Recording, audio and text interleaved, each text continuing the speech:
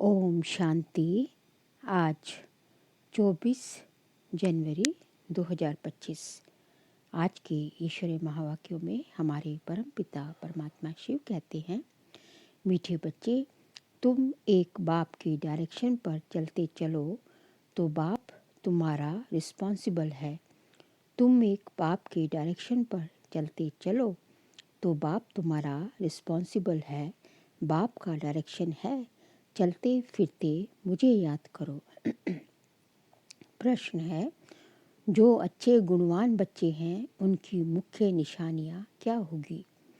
उत्तर है, वह कांटों को फूल बनाने की अच्छी सेवा करेंगे, किसी को भी कांटा नहीं लगाएंगे, कभी भी आपस में लड़ेंगे नहीं, किसी को भी दुख नहीं देंगे, दुख देना भी कांटा लगाना है। गीत है, ये वक्त जा रहा है। ओम शांति। मीठे मीठे सिखिलते रूहानी बच्चों ने नंबरवार पुरुषार्थ अनुसार इस गीत का अर्थ समझा। नंबरवार इसलिए कहते हैं क्योंकि कोई तो फर्स्ट ग्रेड में समझते हैं, कोई सेकंड ग्रेड में, कोई थर्ड ग्रेड में। समझ भी हर एक की अपनी अपनी है, निश्चय बुद्धि भी हर एक की अपनी है। बाप तो समझाते रहते हैं, ऐसा ही हमेशा समझो कि शिव बाबा इन द्वारा डायरेक्शन देते हैं। तुम आधा कल्प आसुरी डायरेक्शन पर चलते आए हो, अब ऐसे निश्चय करो कि हम ईश्वरीय डायरेक्शन पर चलते हैं तो बेड़ा पार हो सकता है। अगर ईश्वरीय डायरेक्शन ना समझ मनुष्य का डायरेक्शन समझा तो मूझ पड़ेंगे। बाप कहते हैं, मेरे डायरेक्शन पर चलने से फिर मैं रिस्पॉन्सिबल हूँ।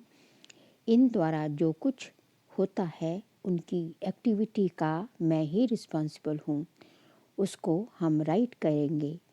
तुम सिर्फ हमारी डायरेक्शन पर चलो, जो अच्छे रीति याद करेंगे वही डायरेक्शन पर चलेंगे। कदम कदम ईश्वरीय डायरेक्शन समझ चलेंगे तो कभी घाटा नहीं होगा, निश्चय में ही विजय है। बहुत बच्चे इन बातों को समझते नहीं हैं। थोड़ा ज्ञान आने से देह अभिमान आ जाता है। योग बहुत ही कम है, ज्ञान तो है हिस्ट्री ज्योग्राफी को जानना, ये तो सहज है। यहाँ भी मनुष्य कितनी साइंस आदि पढ़ते हैं, ये पढ़ाई तो इजी है, बाकी मेहनत है योग की। कोई कहे बाबा हम योग में बहुत मस्त रहते हैं, बाबा मानेगा नहीं। बाबा हर एक की एक्ट को देखते हैं। बाप को याद करने वाला तो मोस्ट लवली होगा, याद नहीं करते इसलिए ही उल्टा सुल्टा काम होता है। बहुत रात दिन का फर्क है। अभी तुम इस सीढ़ी के चित्र पर भी अच्छी रीति समझा सकते हो। इस समय है कांटों का जंगल, ये बगीचा नहीं है। ये तो क्लियर समझना चाहिए कि भारत फूलों का बगीचा था। बगीचे में कभी जंगली जानवर रहते हैं क्या? वहाँ तो देवी देवता रहते हैं। बाप तो है ही हाईएस्ट अथॉरिटी, और फिर ये प्रजापिता ब्रह्मा भी हाईएस्ट अथॉरिटी ठहरे। ये दाता है सबसे बड़ी अथॉरिटी। शिव और प्रजापिता ब्रह्मा आत्माएं हैं शिव बाबा के बच्चे, और फिर साकार में हम भाई बहन सब हैं प्रजापिता ब्रह्मा के बच्चे। ये है सबसे सबका ग्रेट ग्रेट ग्रैंडफादर। ऐसे हाईएस्ट अथॉरिटी के लिए हमको मकान चाहिए। ऐसे तुम लिखो, फिर देखो बुद्धि में कुछ आता है।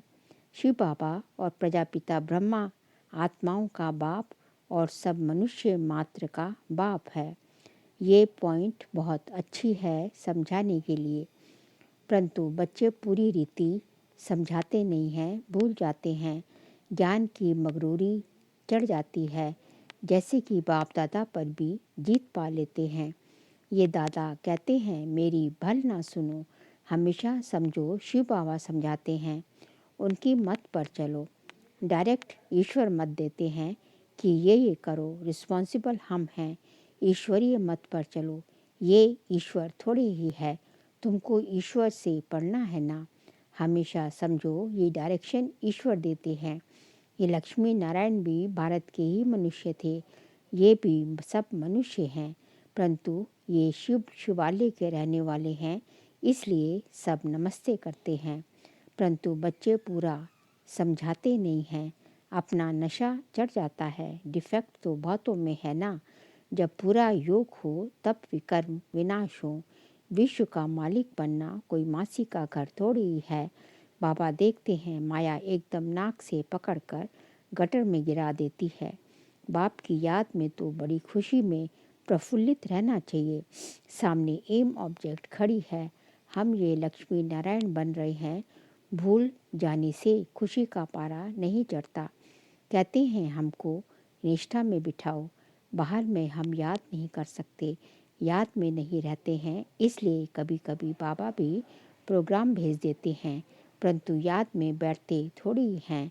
बुद्धि इधर उधर भटकती रहती है। बाबा अपना मिसाल बताते हैं, नारायण का कितना पक्का भक्त था। जहाँ तहाँ साथ में नारायण का चित्र रहता था, फिर भी पूजा के समय बुद्धि इधर उधर भागती थी। इसमें भी ऐसा होता है। बाप कहते हैं चलते फिरते बाप को याद करो, परंतु कई कहते हैं बहन निष्ठा कराए। निष्ठा का तो कोई अर्थ ही नहीं है। बाबा हमेशा कहते हैं याद में रहो। कई बच्चे निष्ठा में बैठे बैठे ध्यान में चले जाते हैं, ना ज्ञान ना याद रहती। या तो फिर झुटके खाने लग पड़ते हैं। बहुतों को आदत पड़ गई है। ये तो अल्पकाल की शांति हो गई, गोया बाकी सारा दिन अशांति रहती है। चलते फिरते बाप को याद नहीं करेंगे तो पापों का बोझा कैसे उतरेगा। आधा कल्प का बोझा है, इसमें ही बड़ी मेहनत है। अपने को आत्मा समझो और बाप को याद करो। भल बाबा को बहुत बच्चे लिख भेजते हैं, इतना समय याद में रहा परंतु याद रहती नहीं है, चार्ट को समझते ही नहीं है। बाबा बेहद का बाप है, पतित पावन है, तो खुशी में रहना चाहिए।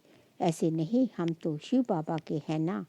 ऐसे भी बहुत हैं, समझते हैं हम तो बाबा के हैं, लेकिन याद बिल्कुल करते नहीं। अगर याद करते होते तो फिर पहले नंबर में जाना चाहिए।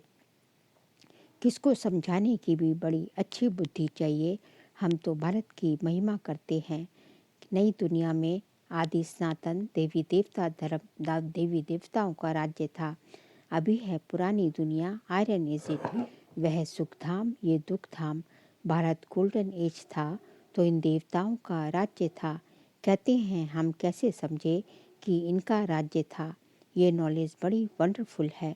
जिसकी तकदीर में जो है, जो जितना पुरुषार्थ करते हैं वह देखने में तो आता है। तुम एक्टिविटी से जानते हो, है तो कलयुगी भी मनुष्य, तो सतयुग भी मनुष्य, तो सतयुगी भी मनुष्य, फिर उन्हों के आगे माथा जाकर क्यों टेकते हो। इन्हों को स्वर्ग का मालिक कहते हैं ना। कोई मरता है तो कहते हैं फलाना स्वर्गवासी हुआ, ये भी नहीं समझते। इस समय तो नरकवासी सब हैं, जरूर पुनर्जन्म भी यहाँ ही लेंगे। बाबा हर एक की चलन से देखते रहते हैं। बाबा को कितना साधारण रीति से किस किस से बात करनी पड़ती है, संभालना पड़ता है। बाप कितना क्लियर कर समझाते हैं, समझते भी हैं तो बात बड़ी ठीक है, फिर भी क्यों बड़े बड़े कांटे बन जाते हैं। एक दो को दुख देने से कांटे बन जाते हैं, आदत छोड़ते ही नहीं। अभी बागवान बाप फूलों का बगीचा लगाते हैं, कांटों को फूल बनाते रहते हैं। उनका धंधा ही ये है। जो खुद ही कांटा होगा तो फूल कैसे बनाएगा। प्रदर्शनी में भी बड़ी खबरदारी से किसको भेजना होता है। अच्छे गुणवान बच्चे वह जो कांटों को फूल बनाने की अच्छी सेवा करते हैं, किसी को भी कांटा नहीं लगाते हैं, अर्थात किसी को दुख नहीं देते हैं, कभी भी आपस में लड़ते नहीं हैं। तुम बच्चे बहुत एक्यूरेट समझाते हो, इसमें किसी की इंसल्ट की तो बात ही नहीं। अभी शिव जयंती भी आती है, तुम प्रदर्शनी ज़्यादा करते रहो, छोटी छोटी प्रदर्शनी पर भी समझा सकते हो। एक सेकंड में स्वर्गवासी बनो अथवा पतित भ्रष्टाचारी से पावन श्रेष्ठाचारी बनो। एक सेकंड में जीवन मुक्ति प्राप्त करो। जीवन मुक्ति का भी अर्थ समझते नहीं। तुम भी अभी समझते हो। बाप द्वारा सबको मुक्ति जीवन मुक्ति मिलती है, परंतु ड्रामा को भी जानना है। सब धर्म स्वर्ग में नहीं आएंगे, वह फिर अपने अपने सेक्शन में चले जाएंगे, फिर अपने अपने समय पर आकर स्थापना करेंगे। झाड़ में कितना क्लियर है, एक सद्गुरु के सिवाय सद्गति दाता और कोई ही नहीं हो नहीं सकता। बाकी भक्ति सिखलाने वाले तो ढेर गुरु हैं। सद्गति के लिए मनुष्य गुरु हो नहीं सकता, परंतु समझाने का भी अकल चाहिए। इसमें बुद्धि से काम लेना होता है। ड्रामा का कैसा वंडरफुल खेल है। तुम्हारे में भी बहुत थोड़े हैं जो इस नशे में रहते हैं। अच्छा, मीठे मीठे सिखिलते बच्चों प्रति माता पिता बाप दादा का याद प्यार और गुड मॉर्निंग। रूहानी बाप की रूहानी बच्चों को नमस्ते। हम रूहानी बच्चों की रूहानी बाप दादा को नमस्ते नमस्ते नमस्ते। फिर रात्रि क्लास है आज 18/3/68 की। तुमको वास्तव में शास्त्रों पर वाद विवाद करने की कोई दरकार नहीं है। मूल बात है ही याद की, और सृष्टि के आदि मध्य अंत को समझाना है। चक्रवर्ती राजा बनना है, इस चक्र को ही सिर्फ समझना है। इनका ही गायन है सेकंड में जीवन मुक्ति। तुम बच्चों को वंडर लगता होगा, आधा कल्प भक्ति चलती है, ज्ञान रिंचक नहीं, ज्ञान है ही बाप के पास, बाप द्वारा ही जानना है। ये बाप कितना अनकॉमन है, इसलिए कोटों में कोई निकलते हैं। वह टीचर्स ऐसे थोड़े ही कहेंगे, ये तो कहते हैं मैं ही बाप टीचर गुरु हूँ, तो मनुष्य सुनकर वंडर खाएंगे। भारत को मदर कंट्री कहते हैं क्योंकि अम्बा का नाम बहुत बाला है। अम्बा के मेले भी बहुत लगते हैं। अम्बा मीठा अक्षर है। छोटे बच्चे भी माँ को प्यार करते हैं क्योंकि माँ खिलाती पिलाती संभालती है। अब अम्बा का बाबा भी चाहिए ना। ये तो बच्ची है एडॉप्टेड, पति तो है नहीं। ये नई बात है ना। प्रजापिता ब्रह्मा तो जरूर अडॉप्ट करते होंगे। ये सभी बातें बाप ही आकर तुम बच्चों को समझाते हैं। अम्बा का कितना मेला लगता है, पूजा होती है क्योंकि बच्चों ने बहुत सर्विस की है। मम्मा ने जितने को पढ़ाया होगा उतना और कोई पढ़ा न सके। मम्मा का नामाचार बहुत है, मेला भी बहुत बड़ा लगता है। अभी तुम बच्चे जानते हो, बाप ने ही आकर रचना के आदि मध्य अंत का सारा राज तुम बच्चों को समझाया है। तुमको बाप के घर का भी मालूम पड़ा है। बाप से भी लव है तो घर से भी लव है। ये ज्ञान तुमको अभी मिलता है। इस पढ़ाई से कितनी कमाई होती है तो खुशी होनी चाहिए ना। और तुम हो बिल्कुल साधारण, दुनिया को पता नहीं है। बाप आकर ये नॉलेज सुनाते हैं। बाप ही आकर सभी नई नई बातें बच्चों को सुनाते हैं। नई दुनिया बनती है बेहद की पढ़ाई से। पुरानी दुनिया से वैराग्य आ जाता है। तुम बच्चों के अंदर में ज्ञान की खुशी रहती है। बाप को और घर को याद करना है। घर तो सभी को जाना ही है। बाप तो सभी को कहेंगे ना। बच्चों, हम तुमको मुक्ति जीवन मुक्ति का वर्षा देने आया हूँ, फिर भूल क्यों जाते हो। मैं तुम्हारा बेहद का बाप हूँ, राजयोग सिखलाने आया हूँ। तो क्या तुम श्रीमत पर नहीं चलेंगे, फिर तो बहुत घाटा पड़ जाएगा। ये है बेहद का घाटा। बाप का हाथ छोड़ा तो कमाई में घाटा पड़ जाएगा। अच्छा, गुड नाइट, ओम शांति। सार के लिए पॉइंट है, एक बाप की याद से मोस्ट लवली बनना है। चलते फिरते कर्म करते याद में रहने की प्रैक्टिस करनी है। बाप की याद और खुशी में प्रफुल्लित रहना है। सेकंड पॉइंट, कदम कदम ईश्वरीय डायरेक्शन पर चल हर कार्य करना है। अपनी मगरूरी दे अभिमान का नशा नहीं दिखाना है। कोई भी उल्टा सुल्टा काम नहीं करना है, मूंझना नहीं है।